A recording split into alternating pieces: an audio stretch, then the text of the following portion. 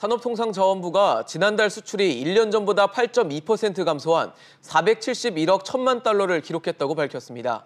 일단 숫자만 보면 얼마나 어떻게 줄었는지 쉽게 감이 안 오지만 지난해 12월에 이어 4개월 연속 마이너스 행진을 이어오고 있는 겁니다. 한국 수출의 양대축이라고 할 수 있는 반도체와 중국 수출이 흔들린 것이 영향을 미쳤다는 분석인데요. 구체적으로 어떤 부분이 얼마나 어떻게 줄고 있는지 또 돌파구는 없는지 건국대 경제학과 최백운 교수와 짚어보겠습니다. 어서 오세요. 네, 안녕하세요. 교수님, 일단 추이를 좀 봐야 될 것 같은데요. 지난 4개월 동안 감소세를 보이고 있다는 그 수출, 어떻게 지금 얼마나 줄어든 겁니까? 그러니까 지난해 12월 달부터 이제 감소하기 시작했으니까요. 네. 12월 달부터 3월 달까지 수출액이 한 1,809억 달러 정도 됐는데요. 네. 이게 1년 전이 한 1,941억 달러. 그러니까 약 한 132억 달러가 감소한 건데요. 이게 퍼센테이지로 보게 되면 한 6.8% 정도가 감소한 것이고요. 예. 올해만 들어와서 1월에서 3월만 보게 되면은 이게 좀 감소폭이 더 이제 그 속도가 빨라지고 있어요. 네. 그래서 올해 1월, 3월까지 보게 되면은 한 8.5% 정도 네. 감소를 했기 때문에 12월 달보다도 지난해보다도 점점 속도가 빨라지고 있는 것이 지금 현재 상황입니다. 2월이 되게 안 좋았네요, 보니까. 예, 맞습니다. 네. 어떤 계절적인 요인이라든지 아니면 또 1월, 2월, 3월 달이 시기적으로 좀 떨어질 만한 다른 요인이 있었습니까? 예, 이제 그러니까 우리가 지난해 3월 달이 이제 그러니까는 사실은 그 최고 3월 기준으로는 네. 역대 최고 기록을 이제 수출을 기록했던 지난해가요? 예, 지난해 3월 달이요. 네네. 그러다 보니까 아무래도 그랬을 때 우리가 흔히 먼저 떠오르는 게 뭐냐면 기저 효과라는 게 그렇죠. 있죠. 예. 그러다 보니까는 이제 그게 한 요인이 될 수도 있고요. 예. 그다음에 이제 3월 달이라도 이제 그러니까 우리가 한 달 계산일을 할 때 네. 이제 조업일수를 이제 할 때 조업일수가 이제 그러니까 일요일이 몇 번 끼냐에 따라서 또 틀려질 수가 있어요. 3월 달 이번 달 같은 경우 5번이나 이제 일요일 날이 끼어 있거든요. 네네. 그러다 보니까 이제 조업일수가 하루가 더 이제 줄어들었어요. 올해 같은 경우는요. 그런 것들을 고려하면은 이제 그러니까 조금 이제 수출 폭이 원래 그러니까 8.2% 감소했는데 그걸 고려하면 4.1% 감소했다 이렇게 얘기를 하는데 사실은 저는 근데 그거는 큰 의미는 없는 거라고 봐요. 감소 폭에 좀 이제 조정이 있는 것뿐이고 네네. 기본적으로는 지금 이제 보게 되면은 이게 아마 정부도 이걸 인식을 하고 있는지 안 하는지 모르겠는데요. 일반 국민들은 더군다나 잊혀졌기 때문에 모를 텐데 우리가 2014년까지 수출액이 쭉 증가하다가요. 네. 2015년, 16년도에 연속 마이너스 행진했었어요. 아마 이제 벌써 기억 속에서 사라졌을 텐데. 네. 그리고 이제 2017년, 18년 이제 그러니까 플러스로 이제 그러니까 상승을 하기 시작했거든요. 지금 우리나라 수출액이요.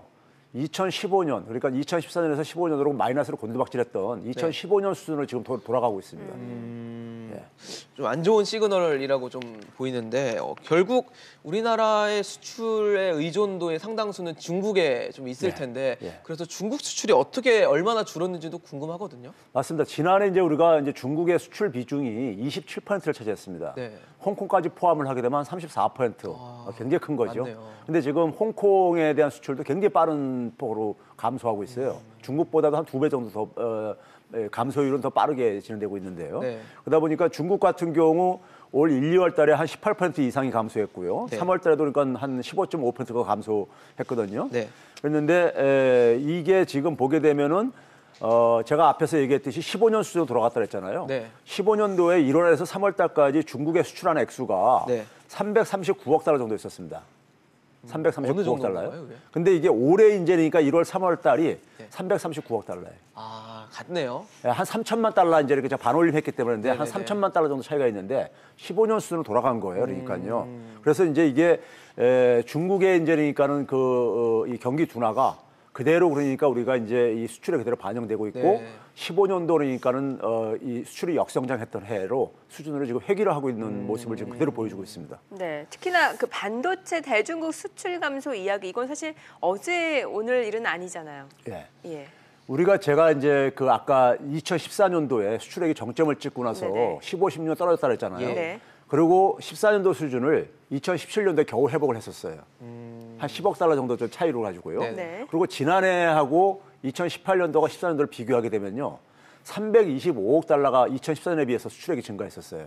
지난해요. 네네. 근데 반도체가 그 14년에서 18년 사이에 651억 달러가 증가했었습니다. 그러니까 반도체를 빼고 나면은 나머지는 여전히 지난해도 그러니까 감소했다는 걸 의미하는 겁니다. 그러니까 반도체 효과에 의해 가지고 네. 그동안에 그러니까 우리나라는 수출의 주력 산업이 제조업인데 제조업에 그러니까 이 위기가 지속되고 있었는데 네. 반도체로 인해서 가려져 있었던 거죠. 은폐돼 있었던 것이고 반도체 경기가 꺾이면서 그 이제 민낯이 그대로 드러나고 있는 거예요. 그래서 제가 아까 했듯이 2015년 수로 그대로 지금 돌아가고 있다는 것이 반도체와 중국 이것도 사실 상호 맞물려 있어요. 네. 네네. 우리나라 보면 반도체 같은 경우 삼성이 중국에 대해서 수출하는 비중을 보게 되면요. 중국을 보게 되면 42%가 넘습니다. SK 하이닉스도 33%가 넘어요. 네네. 그러니까 중국 수출 감소하고 반도체하고 이게 또 맞물려 있는 측면도 직결되네요. 있어요. 예. 그러다 보니까는 중국하고 반도체로 인해 가지고 지난 이제 몇 년 동안에 이게 가려져 있던 부분들이 지금 이제 그게 그대로 이제 그러니까 우리가 드러나고 있는 건데 우리가 흔히 이제 밤사이 눈이 내리게 되면은 세상이 하얗게 덮이면서 아름다워 보이잖아요. 네. 근데 그 눈 속에 가려진 세상에 그러니까 민낯이 눈이 이제 녹으면서 드러나잖아요. 지금 그 형국으로 비유할 수 있는 겁니다. 그럼 교수님 말씀대로 삼성전자의 대중국 그 수출 의존도가 굉장히 높은데 예. 사실 아직 삼성전자가 잠정 실적을 발표하지는 않았지만 왜 얼마 전에 공시를 했잖아요. 맞아요. 예. 이례적이죠. 네, 이례적인 공시를 하면서 1분기 실적 쇼크를 좀 예고를 했는데 예. 그런 상황들이 이 반도체 업황의 어떤 위기가 나타나는 거다 이렇게 좀 보는데 공감하십니까? 그렇죠.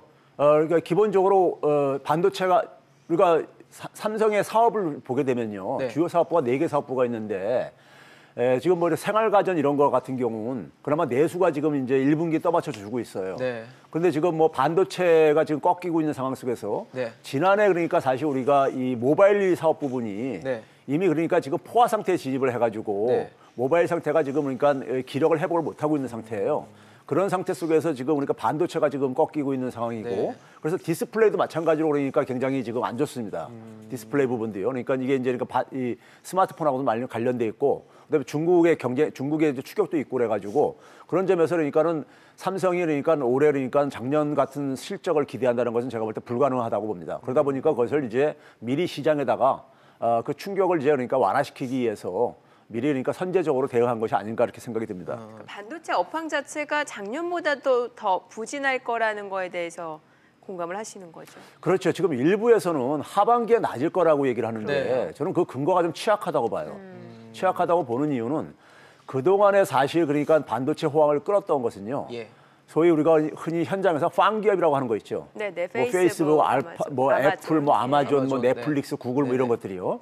지난 그러니까 우리가 2000 그러니까 한 13년 이후에 미국의 주가를 견인했던 것이 이 팡기업들이라고 네네네. 우리가 흔히 얘기하잖아요.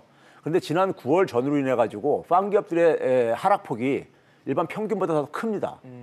큰 얘기는 뭐냐면 이 팡기업들 같은 경우는 영업이익을 보게 되면요. 그렇게 기존의 이제 오프라인 기업들보다도 큰 기업들이 아니에요. 예를 들면은 아마존하고 그러니까 우리가 이래서 이 월마트하고 비교해 보게 되면 네. 월마트이 영업이익은 더 큽니다. 아마존보다 아마존보다 월마트가 더 커요. 그런데 기업 가치는 아마존이 훨씬 더 크죠. 그렇죠. 월마트보다도요. 네. 그 이유가 뭐냐면 기업의 가치는 결국은 뭐냐면 수익하고 그다음에 이제 미래 성장성인데 네. 이런 기업들은 팡 기업들 같은 경우 지금 플랫폼 기업으로 미래 성장성에 굉장히 시장에서 평가를 하고 있는 거예요. 네. 그런데 지난해 하반기부터 말부터 이 팡 기업들에 대해서 이제 성장 가능성에 대해서 좀 이제 시장에서 좀 이제 의구심을 좀 제시를 하고 있는 것 같아요. 네네. 이제 그런 점에서 이제 그러니까는 이 기업들이 그러니까는 얼마나 그러니까 향후에 한 단계 도약을 하느냐에 따라서 저는 반도체가 경기가 이제 그러니까 좀 반도체 경기가 다시 또 호황으로 들어설 수 있을 것인가 저희 판단할 수 있을 것 같은데 네네. 아직은 좀 그러니까 그건 좀 지켜봐야 될 문제라고 보기 때문에 하반기에 그러니까는 그 근거는 저는 좀 약간 좀 취약하다고 보는 이유가 거기에 있습니다. 지금 교수님께서 이제 빵이라고 부르는 저희가 네. 소위 말하는 그 기업들을 언급을 해주셨는데 사실 반도체가 수출에서 차지하는 비중이 크기 때문에 결국은 해답도 그쪽에서 찾아야 된다는 얘기들이 많거든요. 예. 산업적인 부분에서. 그렇죠. 근데 이제 문제는 뭐냐면은 뭐 수출이라는 것이 우리가 단기적으로 그러니까 통제할 수 있는 변수는 아니에요. 네. 우리나라 수출에 영향을 미치는 요소는 환율 같은 것보다도 사실은 세계 경기예요. 네. 근데 지금 세계 경기가 뭐 간밤에 지금 약간 뭐 PMI 지수가 좀 낮은 게 나왔지만은 네. 지금 뭐 중국 경기가 그러니까는 아마 이제 재정 투입으로 상반기는 아마 방어할 겁니다. 네. 근데 중국 경제가 사실 그러니까 부채 중독에 빠져 있는 상태예요. 그다음에 이게 재정 투입의 효과가 하반기 돼서 꺼지게 되면은 네. 중국 경기의 충격이 저는 또 한번 나타날 거라고 보고요. 그다음에 미국 경제도 지금 올해 말이라든가 내년이 더 나빠질 거라고 지금 생각들 하고 있거든요. 많은 전문가들이요. 네. 그랬을 경우에 이런 세계 경기의 둔화가 결국은 그러니까 우리나라 수출 환경이 굉장히 그러니까는 부정적으로 작용할 수밖에 없고요. 그래서 2015년과 저는 굉장히 흡사한 상황으로 지금 진입하고 있다. 그래서 16년까지 지속됐었던 수출의 역성장이 다시 반복될 가능성을 우리는 대비를 해야 된다고 생각합니다. 네. 정부의 이런 방향은 어떤지 좀 여쭤볼게요. 최근에 이제 첫 수도권 규제 완화로 이제 용인의 SK 하이닉스 반도체 클러스터 물꼬를 터줬고 여러 규제를 열고 대기업과 중소기업 간의 시너지를 창출하겠다라는 게 정부의 방향인 것 같은데 여기에 대해서는 어느 정도 실효성에 대해서 좀 긍정적으로 보십니까? 반도체를 그 중국의 시진핑 주석이 사람의 그 심장에다 비유를 했었거든요. 네네. 그러니까 4차 산업혁명 시대에 사실 반도체는 핵심적인 부분입니다. 네. 근데 우리가 제조업에서 유일하게 지금 경쟁력을 확보하고 있는 부분이 반도체예요. 나머지 부분들은 중국에 거의 다 추격당했거나 오히려 뒤처지거나 이런 상황에 내몰리고 있거든요. 네. 그런 점에서는 저는 반도체 경기와 관계없이 일희일비하지 말고 네. 계속해서 소위 말해서 우리가 초격차라고 얘기하는데 초격차 유지를 위해서 네. 이 경쟁력을 그러니까 확보하고 하는 노력은 계속 필요하다고 생각이 들고요. 이건 정부와 기업이 힘을 모아야 될 부분이고 그런 점에서 이번에 반도체 클러스터는 저는 바람직한 하나의 조치였다고 보고 있고요. 그러니까 설사 이것이 그러니까 우리가 이 반도체 경기가 꺾일 때일수록 네. 더더군다나 경쟁력 유지가 굉장히 중요합니다. 경쟁력의 격차 유지를요. 그런 점에서 저는 바람직한 조치라고 봅니다.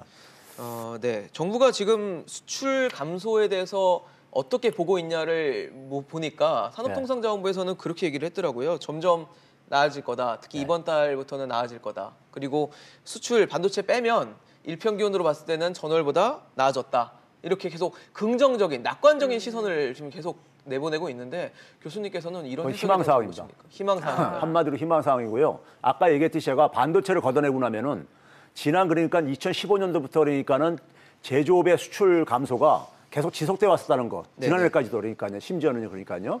감소돼 왔는데 그 제조업의 감소가 속도가 이 반도체처럼 부침이 크지 않을 뿐이지 네네. 굉장히 그러니까 이게 그 만성 질환자처럼 이게 지금 진행되고 있어요. 네네. 제조업의 이 경쟁력 약화가 지금요. 거기다가 우리가 자동차 산업 같은 경우 보게 되면 지난해 세계 자동차 판매량이 100만 대가 줄어들었어요. 세계적으로요? 예. 완성차에 대한 그러니까 수요가 그러니까 거의 글로벌 포화 시장의 포화 상태에 지금 진입하고 있습니다. 네네. 그러니까 서구에 그러니까는 이 대도시에 거주하는 특히 이제 젊은이들 같은 경우는 네. 완성차에 대한 수요를 그러니까 더 이상 이제 기피를 하고 있는 상황입니다. 대도시에 그러니까 차량 진입도 굉장히 통제를 하고 있을 뿐만 아니라 네. 그런 점에서 지금 정부가 제가 볼 때는 수출이라는 것은 지금 그러니까 우리가 수출 그 업종들을 좀 다변화시키는 노력은 계속해서 필요하겠지만은 이 추세는 지금 불가피하다. 세계 경기 둔화에 대한 이 결과이기 때문에 그런 점에서 오히려 저는 내수 강화가 내수를 이럴 때일수록 더 내수를 강화해야 된다고 생각하고 있습니다.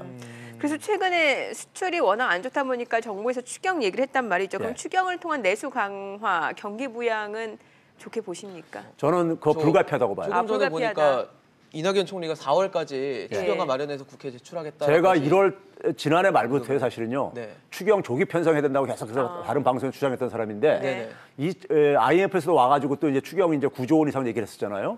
그런데 아까 제가 2015년하고 비슷하다 그랬는데 2015년에 우리가 메르스 추경이 있었어요. 네. 기억들 나실 텐데 그 당시에 한 11조 6천억 원 정도 했었습니다. 편성. 당시에 GDP 대비 한 0.7% 차지했었어요. 근데 9조 원이면 0.5%에 해당되고요. 0.7%에 해당되지만 한 13조 정도 편성을 해야 됩니다.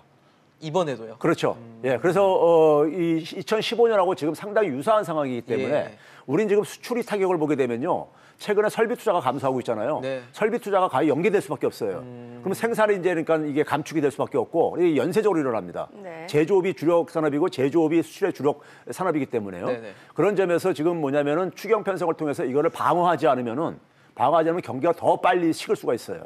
그러면 이제 더 비용이 많이 듭니다. 네네. 그런 점에서 저는 가능한 한 빠를수록 좋고 그다음에 규모도 가능한 한 늘려야 되는데 정부에서 관료들이 그러니까는 돈은 확보할 수 있는데 돈을 쓸 때를 못 찾는 것 같아요. 근데 이거 내수를 강화하는 데 초점을 맞춰가지고 쓸 수밖에 없는 것이고요. 그래야지만이 지금 우리는 국내 제조업들이 수출의 그 타격을 좀 내수로 좀 이제 보완할 수도 있을 것이고요. 그래야지만이 결국은 성장률도 좀 방어할 수 있다고 보고 있습니다. 네, 알겠습니다. 오늘 최백은 교수와 이야기 나눠봤습니다. 말씀 잘 들었습니다. 네, 감사합니다.